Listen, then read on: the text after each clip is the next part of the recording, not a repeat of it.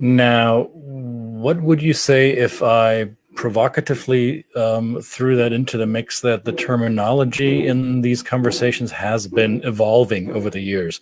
So, what's the shelf life of a glossary published today? How long will those terms be appropriate, going Brilliant. by our experience? Brilliant. I love language because language is changing all the time. I think we're all parents.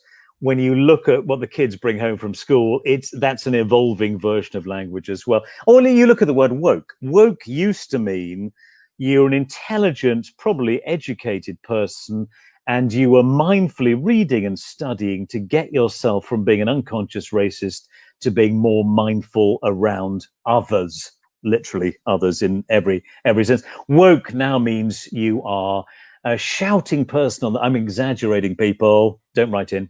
Just make a comment. You've got dyed pink hair and you're shouting at policemen, or you're stopping campus life or something else. Somewhere between those two is where we sort of want to be, is learned, informed, and reasonable, and entering into sorry, I'm just reading something there.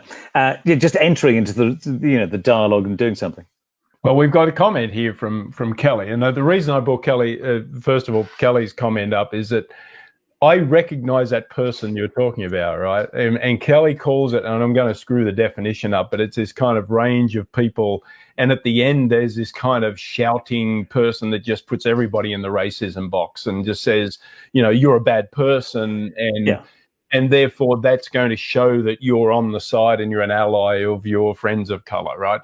And I've seen myself in that. I've recognized myself in that, and I thank Kelly. This is why we surround ourselves with the wonderful people that we do, because they teach us and they confront us with the people that we become sometimes, right? So I've kind of gone that extra. But I guess Kelly said respectfully, Matthew, there is a lot of language in D&I that interculturalists themselves don't know, and yet are going that are doing anti-racism work. Yeah. Love and humor, Kelly. It's coming your way. I'm going to withdraw now. We'll get Kelly on the show. Who she knows 50,000 times more than me. Kelly, now your Cita Europa thing recently, when you were talking about yes, what was it? What's that volunteer organization? You don't go into the Peace Corps.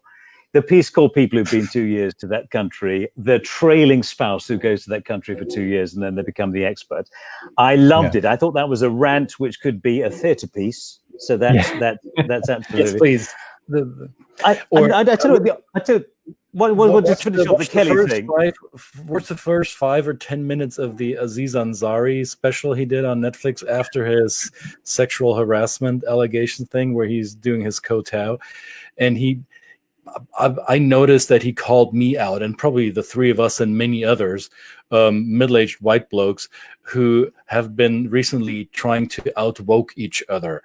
And the way he portrays it, that this youngish white ally, or the white person who sees themselves as an ally in this conversation, being so over the top in their wokeness, it basically in an attempt to make themselves feel better about whatever biases they've been holding on to in the past. So how do we avoid falling into that trap of going from the extreme of being an ignorant around this and falling into the trap of, I need to be an ally 24/7. I need to be the best woke white person around. No, exactly. Well, let's also take Kelly's part as well. So the average interculturalist, and the other part that broke my heart when I think it was in Belgium or somewhere, where Kelly came over, probably the deepest expert that has been in a congress around diversity, inclusion, equity, otherness, and almost felt rejected. Kelly, you can sue me later. By interculturalists, and there was another thing on that show where someone was listening to someone's life story and then analyzing it rather basically as an interculturalist. There's this reductionist, essential. Here's a key word. There's this essentialist idea. So Hofstede for interculturalists would be an essentialist. So borders, laws and language and a bit of history will make you Belgian. And you can take the Belgian out of Belgium, but you can't make them less Belgique. And it's fairly ridiculous. It's fairly ridiculous. So that's essentialist. Milton Bennett talks a lot about this. If we applied that to race, we get all the evil we've had over the last 600 years. That's basically the method that has produced racism. So we got that? So essentialism, racial essentialism, is the cause of a lot of pain and suffering and death. And yet interculturalists are really continuing with it. Hofstede, God rest his soul, left the planet, I think last year. And the work is 70 years old. And people like Bennett are really trying to make it more constructivist and more co-constructed and more dynamic. But really, we get back to that sort of basic idea. So we've got to make some move.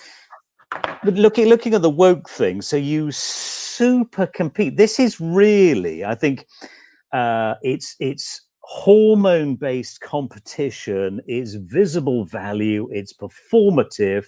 It's amusing when it's not dangerous. It's we can make a comedy. There's quite a few comedy shows about people being competitively woke, but it's not the point.